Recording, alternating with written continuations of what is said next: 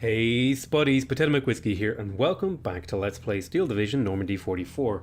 Now, this isn't a Let's Play, this is a Let's Make a deck. Now, I've played a couple of games with the Armoured Warfare deck and the Taddy Scots, and I feel pretty good about those decks. So now let's try some of the Axis powers, some of the German Divisionen. And I think we will call this how about the SS Panda, the SS Panda division. So it'll be the SS Panzer, and we're gonna have a look here. So similar sort of to the US 3rd Armored, it has 36 activation slots, which is fairly low. It does have a little bit more income in the first phase and in the second phase than the 3rd Armored, but it has less in the final phase. So there's sort of advantages and disadvantages. I think the Armored phase is a stronger late game. Now, this is the Hitler Jugend, which is like the Hitler's children, I think. Maybe that's what that means. Something like that.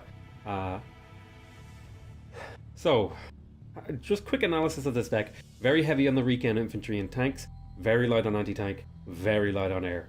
So, let's start with anti-tank, because this is an issue for a lot of my divisions that I have, is we tend to not have the power to take down some of these guys. Now, I do know that this division actually has access to the 88, which has 16 AP, which is pretty damn good. Now, I could take a single 88, or I could just take a flak 75. I think in the late game, I'm definitely going to want some heavy punching anti-tank. In the early game, I could take some of these pack 38 and 50 millimeters. They're relatively cheap. I could take experienced ones. And the experienced ones kind of appeal to me because it increases their hit rate and all that sort of stuff, and it doesn't really hurt the amount of them I get. And I usually only take 2 AT guns in the early game anyway. Now the Panzer Shrek is a potential candidate. Let's have a look at our infantry. We do have a lot of anti-tank infantry. No, it's fairly low range. It's 150 meter range. It's all quite low range AT. So if I go over here to the Panzer Shrek, it looks like this is 250 meters. So this is actually a very decent range. However, I give up the opportunity, because there's so few of these, I give up the opportunity of perhaps getting something like the Pack 40, which I'm actually taking in Phase C.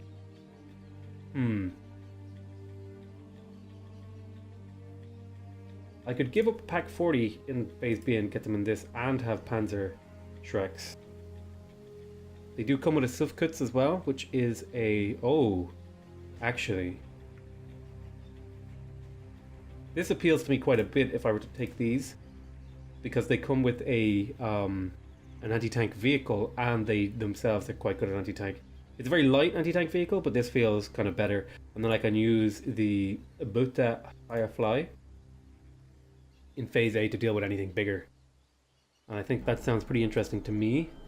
So if I go here, so I'll take the Panzer Shreks in the early game, and the Pack 40 75mm in the mid game, and then in the late game, I could maybe take some Jagd Panzers.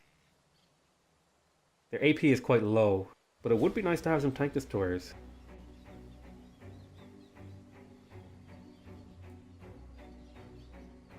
I think I'll go with perhaps... Maybe I'll take some more 40s. Just because they're relatively cheap. How are the guns in my tanks? Yeah, the guns in my tanks are perfectly fine.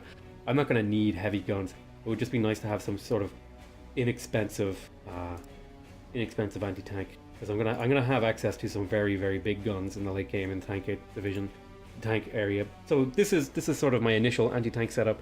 I have some early game Panzer Shreks with some light anti-tank. I have my Boot Firefly, I think which means salvaged Firefly, and the Boot Firefly will be able to do a lot of work with that 17 armor penetration. Now, in terms of the air department,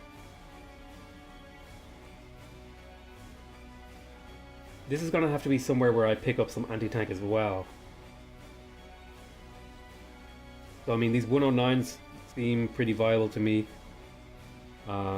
Phase A, I don't think I'll be taking any Storches. I didn't really like the scout planes.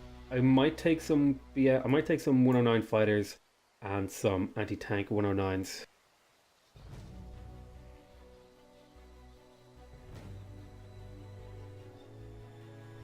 And then maybe in the late game, I could take some Ju-88s. That could be interesting. A lot of damage. Although I never really found myself too enamored by the bombing. I actually kind of preferred fighters, personally, because of the strafing potential. I could just take 2 copies of this, and then this would actually be, because these guys can still fight, right? Yeah, these guys can still fight.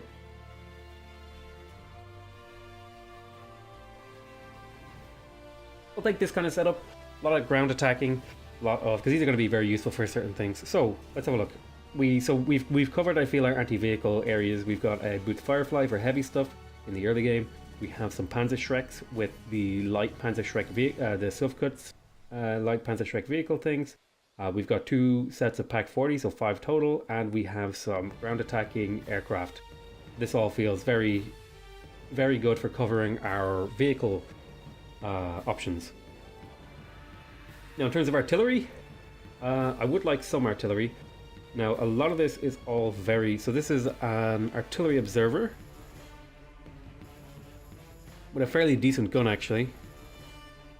This is a Panzer 4H.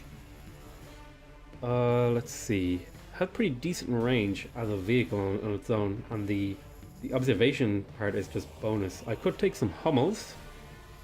They have very, very good range. I could take the... Ooh, I like the idea of the Werfhamen, which is a bunch of rockets. We click on it here. Yeah, it fires... looks like it has 2 volleys capable. It fires these big, massive rockets. That sounds like a fun new vehicle to use. Or we could use the Panzerwerfer, which I think looks like it has 2 shots of 10 rockets. Has like a pretty good AoE. Let's take some Werfers. We'll take the Werfer and the Panzerwerfer just for funzer. I think if we may also take the... Do we take the Panzer or the Hummel?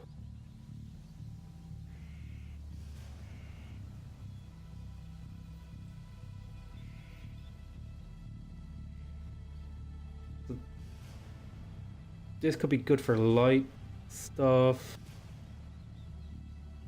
I would like to take some maybe Westbys or the Hummel. Let's take a Hummel and early game. I want something early game. Maybe a Sufkuts. Yeah, there's like a good mix of artillery. It's all very direct fire. I maybe would like an artillery observer and skip artillery. I'm not going to be able to pick up much artillery in the early game, so I think skipping an early game RT is perfectly fine. This looks like a pretty good cover of RT. In terms of anti-air, I am going to want at least 188 just because they're cool. Now, whether or not I want a mobile wagon or a Wirbelwind, the mobile wagon has a better range, has a bigger AoE, it fires slower, but it has a worse accuracy.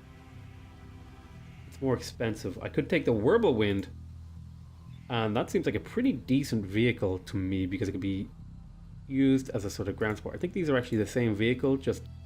No, they're different vehicles. I think to start off with the early game, I don't think we're going to be using much anti-air early game. I think it's perfectly reasonable to skip the Phase A stuff. I mean, this has potential. I'm not so sure. The Wirbelwinds are cool, but I don't know how good they are. I wasn't really enamored. I was actually quite enamored by the 20mm gun stuff.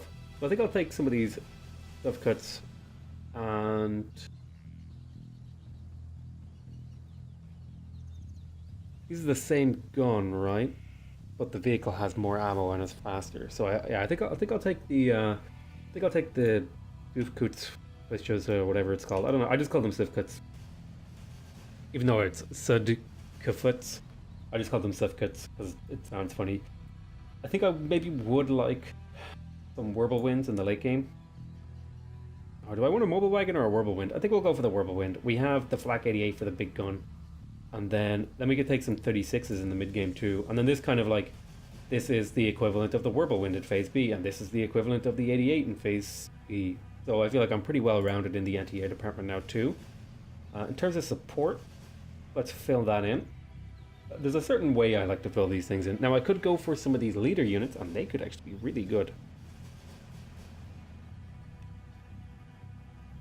I could take, so what do you have? You have a kind of a light gun.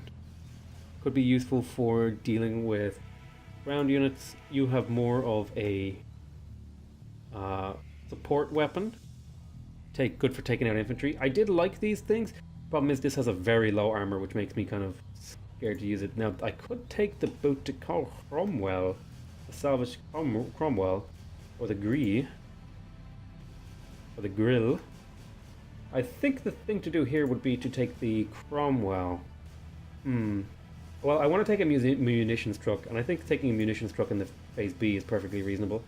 Now, the Panzer. Oh, it has 2 napalms.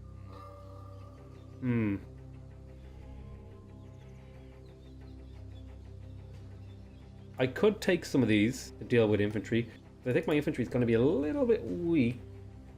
No, they're reasonable. They're reasonably good infantry. Not a lot of them. In terms of support, I have the munitions truck. I think maybe some leader units. I have plenty of leaders for options here if I look here. Yeah, I have plenty of options for leaders. So I don't think I'm going to need that as much maybe in this deck. The Cromwell could be interesting. The Panzer, I would like maybe to play around with the grills, just because they're cool. Grill. Let's take some phase B Panzers. Now, do I take the SUF cuts or do I take the sort of gun cuts, or do I take the other one? Well, here's the question: do a lot of my infantry come with their own vehicles? And they do. I do have the option to take infantry with vehicles. So I don't think I will need anti-infantry guns as much as I might say in another deck. So I feel a bit happier about skipping those and maybe taking the Cromwell, you know, just for argument's sake. With I got some munition trucks in phase B, and then maybe I could take like these leader units, because they could act. They have pretty low optics.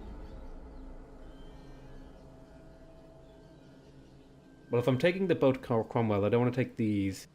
I could take the SPW because it's a leader unit. It has a fairly decent gun on it for dealing with infantry.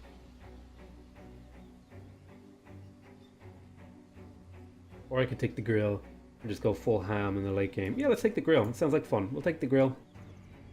So, what have we got left? We've taken up our support. We need to deal with these threes, and I think we're going to want to have a look at the recon here.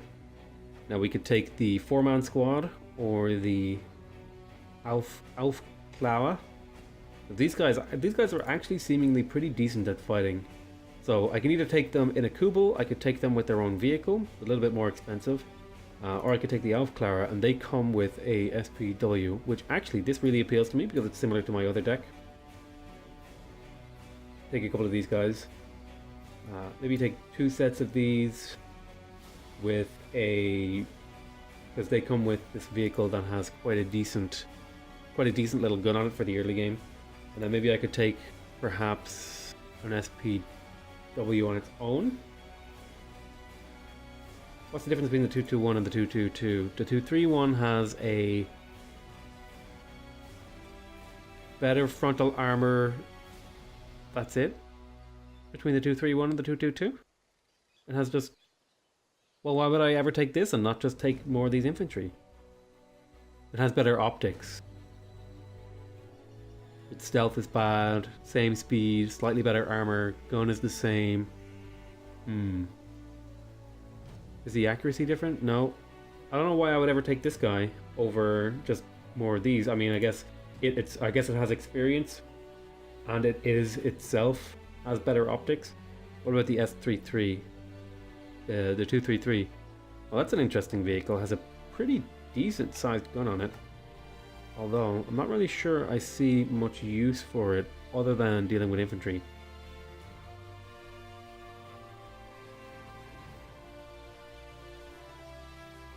I'm actually a big fan. Although I would like some of these. That's the point. So which one is cheaper? This one has a bigger gun, but it's more expensive. So I'll take the cheap late game mobile recon, and then so I've got my early game recon, which is these infantry. I could perhaps use maybe some of these cheaper guys just to bulk out my recon forces. This feels like a pretty good layout. Maybe I could take... Yeah, no, this feels good. Actually, if I take these in the mid game and then take these in the late game, this feels like a really good layout. I've got a good mix of infantry and vehicles in the mid and late game. Like early game, I have a choice between cheap or expensive with vehicles. In terms of infantry, I think we're going to want some Panzer Grenadiers. In terms of leadership, I think we're a bit light on leaders. So yeah, we're definitely going to want some infantry leaders. Now the question is, do we want Panzer Grenadiers with their own vehicles? And I think the vehicles are worth it.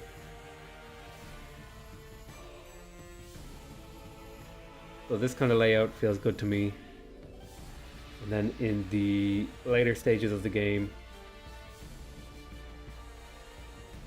we could maybe take some Sturm Pioneers, because they come with... Well, the Sturm Pioneers come with napalm, so those are really cool. I think we'll take some Sturm Pioneers. And then how about, what else could we take? Regular Pioneers I'm not too sold on. I like the Sturm Pioneers. Although the regular Pioneers, they have potential. I think I would just kind of like more Panzer Grenadiers to be able to fight. Take some Pioneer Fuhrers.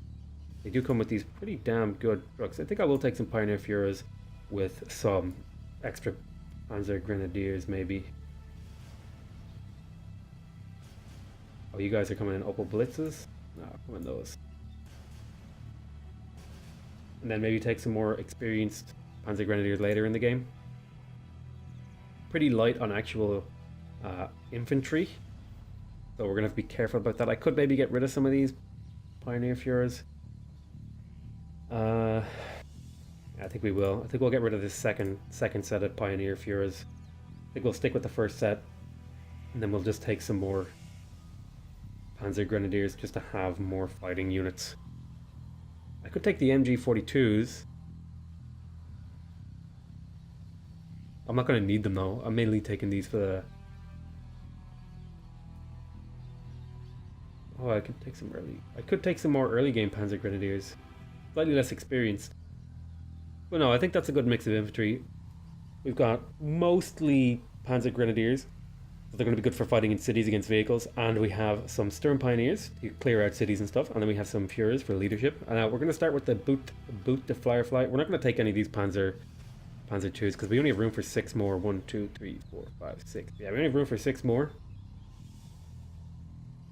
In terms of late game, I think the choice here is whether or not I want the Bef Panzer or the Panzer G. And the difference here between the Bef Panzer and the Panther G is what?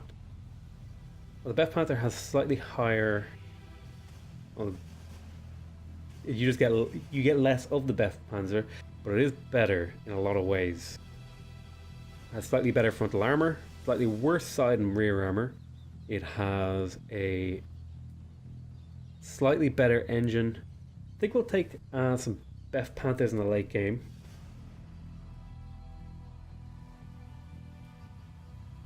I would like some Panzer 4s.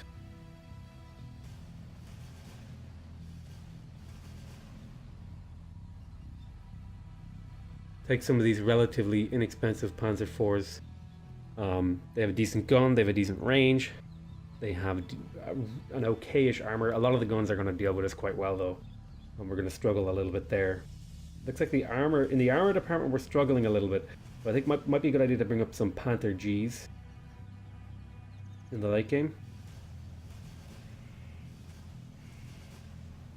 I think, will we take the experienced ones? I think I like the idea of taking the experienced ones and then taking just some Panther Ds in the mid game.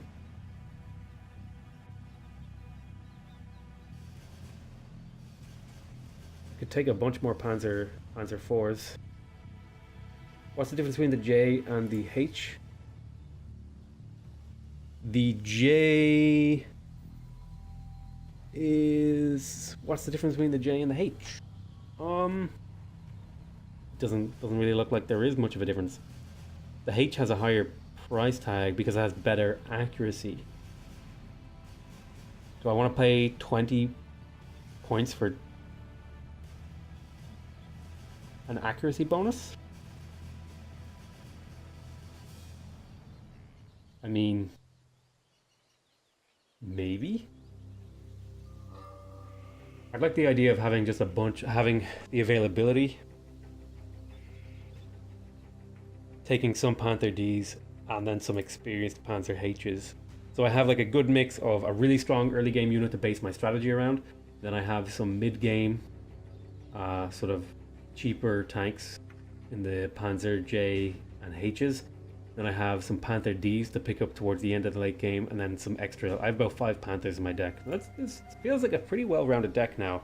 A couple of concerns is very light on infantry, very expensive units, not a lot of income. So we're gonna have to keep things alive as much as we can. But yeah, I think we've built not necessarily a winner deck, but we've at least we're off to a good start. Anyway. That's going to be the end of this deck building portion, and we're going to jump right into the actual gameplay portion. Thank you very much for watching, and I'll see you in the gameplay part.